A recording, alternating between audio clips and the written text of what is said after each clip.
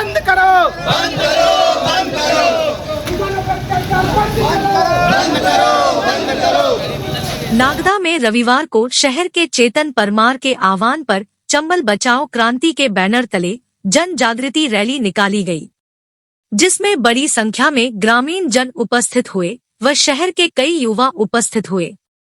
चेतन परिवार ने जानकारी देते हुए बताया कि चंबल नदी की दुर्दशा प्रतिदिन खराब होती जा रही है और लोगों से आग्रह किया गया कि चंबल बचाव क्रांति से जुड़े और चंबल नदी में नाला मिलने से रोके।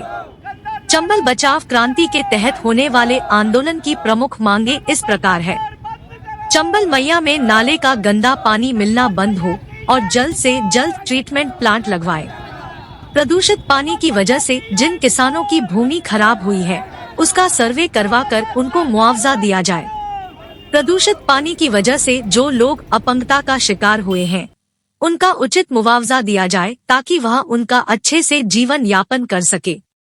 शुरू से लेकर अभी तक चंबल मैया में जो नाला मिल रहा है उन सब जिम्मेदारों पर सख्त से सख्त कार्रवाई की जाए।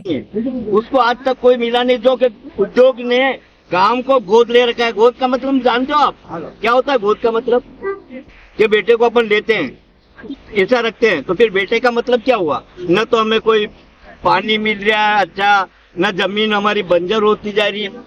कितनी जमीन बंजर हुई हमारी, आज तक कोई सोयाबीन का नाम ही नहीं लिया हमने।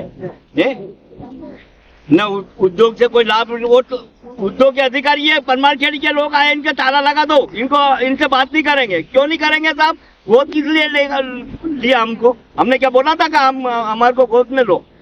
पहले कंपनी से खाद भी मिलता था, दवाई मिलती थी, राशन मिलता था, वो सारे जो भी मिलता था वो सब बंद कर दिया इन्होंने और कुछ भी नहीं मिल रहा है। आज हमने चंबल बचाओ क्रांति के तहत जन जागृति रैली का आयोजन किया था। तो लोगों को एक जगाने का हमारे द्वारा प्रयास किया गया है, क्योंकि हमारा प्रशासन और हमारे जिम्मेदार अधिकारी है वो बिल्कुल मौन बैठे हुए हैं, सुस्त बैठे हुए हैं और ऐसे बैठे हुए हैं जैसे उनको कुछ पता ही नहीं है।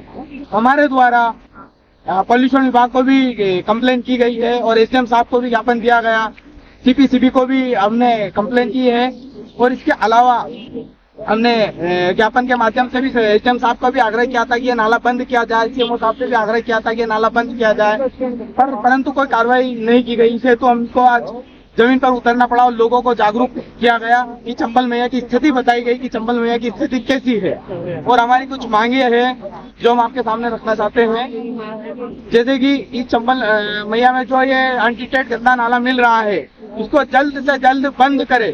सिर्फ अखबारों में बंद नहीं होना चाहिए, ये जमीन पर बंद होना चाहिए। ट्रीटमेंट प्लांट दिखना चाहिए यहाँ पर, तभी हमारी ये चंबल बचाओ क्रांति रुकेगी। उसके पहले अन्यथा हमारी क्रांति नहीं रुकने वाली है। और हमारी एक मांग है कि जो ये ग्रामवासी है परमारखेड़ी के, इनकी जो जमीन है वो बंजर पूरी खराब हो चुकी है, वो जमीन खेती लायक नहीं बची है। सिर्फ एक ही खेती होती है वहाँ पर, गेहूं की, इसके अलावा कोई खेती नहीं होती है। तो हमारा कृषि से, उद्योगों से भी हमारा निवेदन है और सरकार से भी निवेदन है कि इनकी जमीन का सर्वे कराया जाए और मुआवजा इनको दिया जाए। इसके अलावा जो इस दूषित पानी की वजह से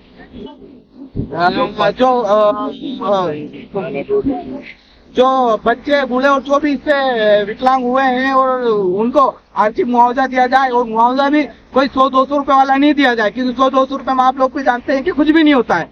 एटलीस्ट उनको इतना मुआवजा दिया जाए ताकि उनका जीवन अच्छे से चल सके। क्योंकि अगर कोई एक व्यक्ति अगर दिव्यांग होता है तो उसके साथ में एक व्यक्ति घर का होना ही चाहिए, तो कैसे घर चलाएगा उसका। और आप, मेरा सभी जनप्रतिनिधियों से भी निवेदन है, एक बार उस गांव में जाके देखे तो सही उस गांव के हाल। यहाँ विकसित यात्रा निकाल रहे हैं, कोई मतलब की नहीं है वहाँ पे, ना किसी को लाभ मिला है, कुछ भी नहीं मिला है। और सबसे बड़ी मांग एक कि ये रहेगी कि अभी तो ये ट्रीटमेंट प्लांट लगाने का चल रहा है और ये वाहवाही भी लुटेंगे, पर मैं उनको उससे पहले एक बात बता देना चाहता हूँ कि ट्रीटमेंट प्लांट लगा रहे हो अच्छी बात है, पर अभी तक इस गंदे पानी की वजह से परमारखेड़ी और आसपास के गाँव के लोग जो कुपोषण का शिकार हुए हैं और जिनकी फसलें बर्बाद हुई है उसका क्या?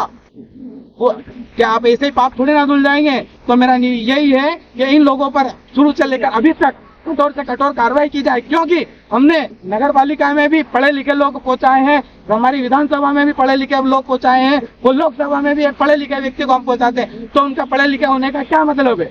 कि इतने दिन इतने सालों से गंदा पानी मिल रहा है चंबल नदी में, धिक्कार है इस बात पे। तो हमारी ये मांग है कि अभी तक जिन लोगों की वजह से चंबल में यहाँ गंदा पानी मिल रहा है उन पर कठोर से कठोर कार्रवाई की जाए।